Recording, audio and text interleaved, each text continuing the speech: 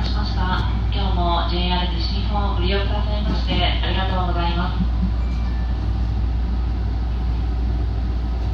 昨日の台風10号の影響を受けまして、本日この電車は行き先を笹山口行きに変更しております。ご利用のお客様にはご迷惑をおかけいたします。お詫びいたします。なお、終点の笹山口駅にて何かは黒い方面に参ります。3番快速福知山行き接続を行います。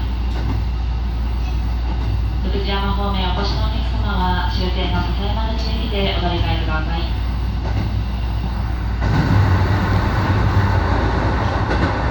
次は広野です。広野を出ますと愛野、愛本、草野、古市、南八代、終点笹山口行きの12電車をいたします。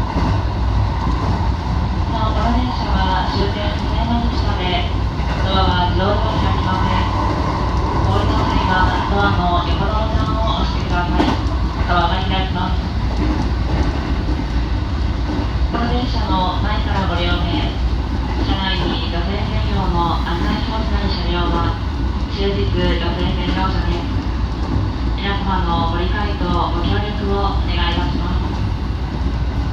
車掌は SE です。終点笹山口